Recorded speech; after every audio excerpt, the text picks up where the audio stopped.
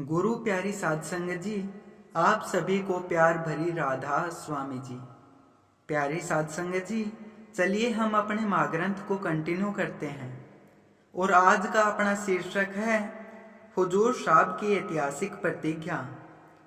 प्यारी साध संगत जी, हुजूर महाराज जी का पूर्णतावादी स्वभाव हम सभी संगत को प्रेरणा देता है। जब से उन्होंने इस आश्रम में प्रवेश किया तब से प्रत्येक कार्य या सौंपी गई हर जिम्मेदारी को उन्होंने अपार कुशलता और समर्पण के साथ संपन्न किया है। आज वे सेवादारों को भी यही शिक्षा देते हैं, चाहे कार्य छोटा हो या बड़ा, प्रत्येक कार्य को उच्चतम गुणवत्ता के साथ करें ताकि यह देखने वालों के लिए प्रेरणात्मक बन सके। हुजूर साहब के जीवन का अध्ययन करने पर यह स्पष्ट होता है कि वे इस उत्कृष्टता के सिद्धांत का अनुसरण अपने जीवन के हर चरण में करते रहे हैं। उन्होंने विद्यालय के दिनों में शिक्षा के क्षेत्र में उत्कृष्टता प्रदर्शित की। जब कॉलेज के दिनों में खेलों में हिस्सा लेना शुरू किया तो वे अपने हर खेल में अपूर्व विजयी बने। शिक्षक के रूप में नौकरी करने के बाद जल्दी उन्होंने स्कूल के सर्वोच्च पद को हासिल किया और हेडमास्टर बन गए।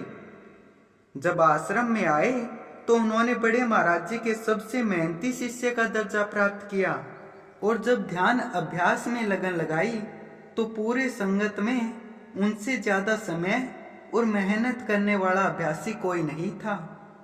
हर क्षेत्र में उन्होंने अपने समर्पण और कठोर परिश्रम का प्रमाण दिया है। प्यारे साध संगत जी, पूत के पांव पालने में ही दिख जाते हैं। यह प्रसिद्ध हिंदी लोकोक्ति हुजूर साहब के जीवन में सजीव रूप से प्रकट होती है। जैसे ही उन्होंने आश्रम में आश्रय लिया, अपनी अद्वितीय लगन और उत्साह से गुरु सेवा में एक नया आयाम जोड़ा। आश्रम में उनके प्रारंभिक दिनों से ही जब भी उन्हें बड़े महाराज जी की सेवा का अवसर मिलता, वे पूरी श्रद्धा और कुशलता के साथ उसे संपन्न करते थे। उनका बड़े महाराज जी के प्रति गहरा प्रेम उनकी सेवा भावना में स्पष्टता परिलक्षित होता था। चाहे वह दरबार की सेवा हो या बड़े महाराज जी की व्यक्तिगत सेवा, जैसे कि उन्हें पानी पिलाना, हाथ धुलाना, जूते पहनाना, कपड़े धोना आदि, हुजूर साहब हर सेवा को उत्साह और फुर्ती से अंजाम देते थे। उनके इस अनुपम सेवा भाव के कारण बड़े महाराज जी उन्हें अपार प्यार और स्नेह प्रदान करते थे। काफी कम समय में बड़े महाराज जी का इतना प्रेम मिलना और उनकी बढ़ती नजदीकियों को देखकर वे गुरु प्रेमियों के लिए तो प्रेरणा स्रोत बन रहे थे, लेकिन कुछ आश्रम निवासियों को हुजूर साहब की ये उन्नति भा नहीं रही थी।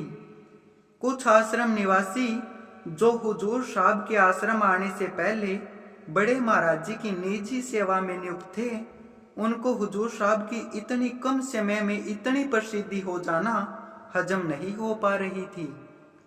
बड़े महाराज जी के जुबान पर धीरे धीरे बस अपने मास्टर की तारीफ और जिक्र रहने लग गया। जब उन सेवादारों ने देखा कि अब तो बड़े महाराज जी का हर काम हुजूर साहब ही संभालने लग गए हैं और संगत में भी दिन प्रतिदिन हुजूर साहब की चर्चाओं में वृद्धि होती जा रही है, तो वो हुजूर साहब से ईर्ष्या करने लगे। हुजूर साहब आश्रम के कामकाज में कई सकारात्मक बदलाव ला रहे थे। उनके पूर्णतावादी स्वभाव के कारण उनके अधिकांश फैसले और सुझाव सही साबित होते थे।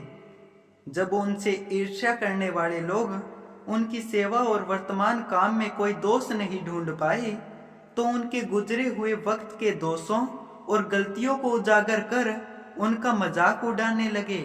ईर्ष्यावश होकर वो हुजूर साहब को बात बात पर ताने मारने लग गए। कोई हुजूर साहब के पुराने जीवन पर तंज कसता और कहता, यहाँ सत्संग में शराबी आदमी का क्या काम। तो किसी ने उन्हें कहा कि यहाँ आश्रम में कितने दिन पार पड़ेगी, ऐसे तो बहुत आए और चले गए। तो कभी किसी ने उनसे चिढ़कर पूछ ही लिया कि मास्टर यहाँ कितने दिनों के लिए आया है। हुजूर साहब कई दिनों तक उनके तंज सहते रही, पर इस प्रश्न का जवाब उन्होंने अपने सभी आलोचकों को एक बार में देकर शांत कर दिया। उन्होंने कहा, मेरे से पहले बहुत आई और गए होंगे, पर मैं आने जाने वालों में से नहीं हूं। इस आश्रम में से तो अब मेरी अर्थी ही जाएगी। हुजूर साहब ने यह जवाब मात्र अपने आलोचकों को शांत करने के लिए नहीं दिया था, बल्कि उन्होंने तो जिस प्रकार महाभारत के भीष्म पितामह ने अपने पिता की अनुपस्थिति में प्रेमवश होकर सदा बाल ब्रह्मचारी रहने की प्रतिज्ञा ली थी, उसी प्रकार उस दिन बिना गुरु के उपस्थिति में कभी आश्रम न छोड़कर जाने की यह भारी प्रतिज्ञा ले ली थी। बड़े महाराज जी के पास जब यह बात पहुंची तो वो भी हुजूर साहब, जो उस समय महज 29 साल के थे, कि इतने भारी संकल्प को सुनकर हैरान हो गए। बड़े महाराज जी को हुजूर साहब की इस बात पर थोड़ा अचरज तो हुआ, पर इस संकल्प में जाहिर हुई उनकी पवित्र मंशा सुनकर वे मन ही मन बड़े प्रसन्न हो गए। इसलिए तो कुछ वर्ष बीत जाने के बाद बड़े महाराज जी इस वाक्य का जिक्र बड़े गर्व के साथ करते थे। एक बार दिनोद आश्रम में संगत को संबोधित करते हुए उन्होंने हुजूर साहब के इसी संकल्प के बारे में यह कहा, ये मास्टर सच्चा आदमी है, ये खानदानी आदमी है, इसने जो बात कही है वो जरूर निभा के दिखाएगा।